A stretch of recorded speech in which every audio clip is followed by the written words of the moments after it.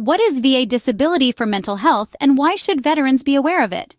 Before we dive in, let's set the stage.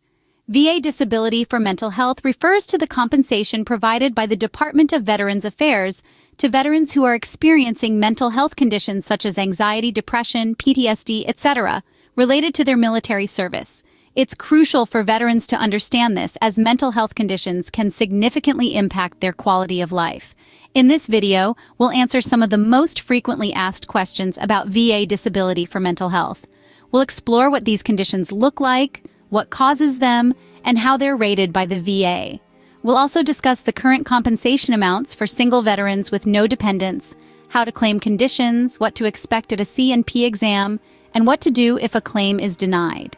Stay tuned as we delve into the most commonly asked questions about VA disability for mental health. What exactly is this medical condition we're talking about?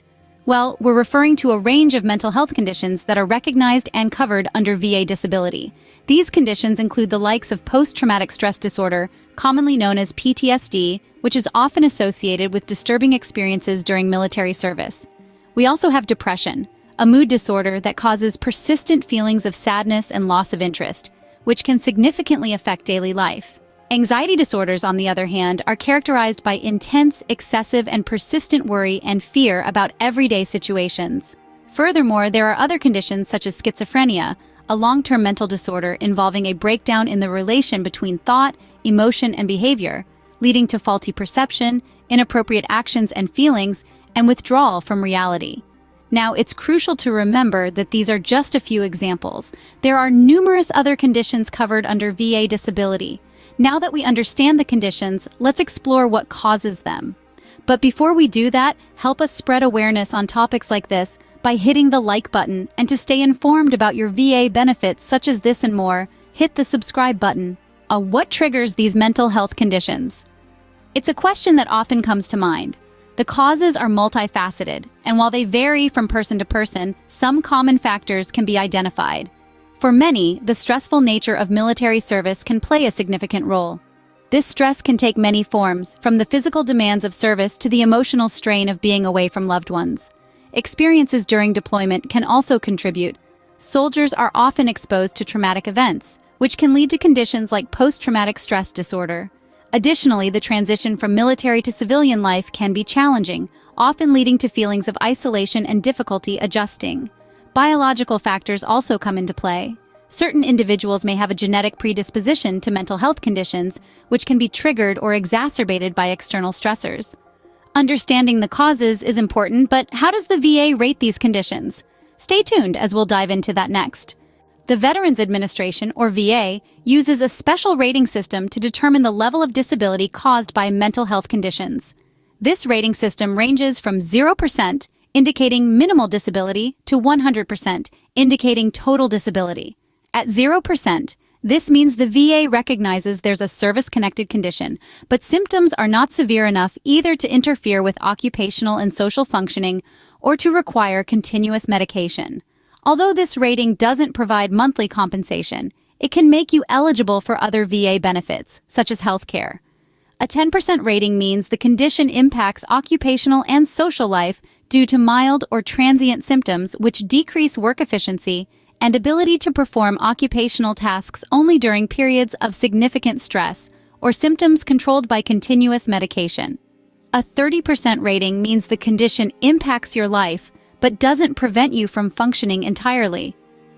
Veterans at this level may experience occasional decrease in work efficiency and intermittent periods of inability to perform occupational tasks, although generally functioning satisfactorily. If you're rated at 50%, your mental health condition moderately interferes with your ability to work or maintain relationships. You might have trouble with complex tasks or suffer from periods of depression and anxiety. A 70% rating is given when there's a significant impairment. This might mean frequent periods of inability to perform occupational tasks or difficulty maintaining effective relationships. At 100%, the VA considers the veteran totally disabled. Veterans at this level may be unable to work or maintain relationships due to their mental health condition. It's important to note that these ratings aren't set in stone unless you're protected by a VA rule or rated as P&T. The VA regularly reviews them and they can be adjusted if the severity of your condition changes. Also, remember that the VA uses the Diagnostic and Statistical Manual of Mental Disorders, commonly known as DSM-5, as a guide to diagnose and rate mental health conditions. The VA assesses how much your condition impairs your occupational and social functioning and assigns a rating based on that. Now that we know about ratings, let's look at the current amount for each rating. How much does a single veteran with no dependents receive for each rating? Here's a breakdown. If a veteran is rated at 0%, they do not receive monthly compensation. However, this rating can help qualify for other benefits. As of 2024, at 10%, a single veteran with no dependents gets $171.23 per month. If the disability rating is 30%, the monthly compensation is $524.31 per month. When the rating is 50%, the amount jumps to $1,075.16 per month. A 70% rating, the veteran receives $1,716.28 per month. Lastly, if the veteran has a 100% disability rating, they receive $3,737.85 monthly. These figures are based on the current Department of Veterans Affairs compensation rates and are subject to change. The amounts are tax-free and meant to compensate for the average impairment in earning capacity caused by the condition. But what if a veteran has other conditions related to their mental health condition? Or what conditions can be claimed secondary to increase VA rating? This is a question that many veterans grapple with. Secondary conditions are those that are caused or aggravated by an already service-connected condition. They are essential to consider as they can significantly increase your VA disability rating. For example, let's say you have a primary service-connected condition like PTSD, which could lead to secondary conditions such as sleep apnea or depression.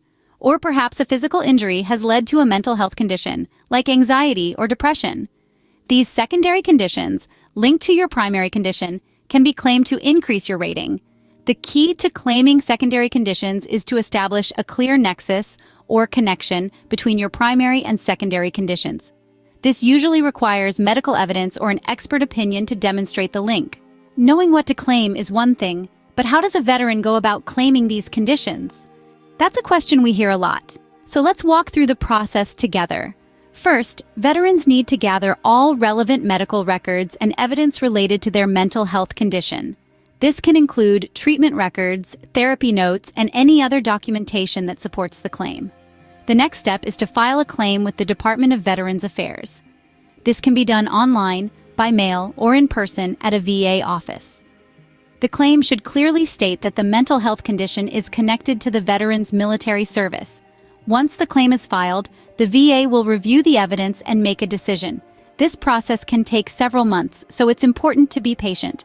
If the claim is approved, the VA will assign a disability rating based on the severity of the condition. Once claimed, what can veterans expect at the C&P exam?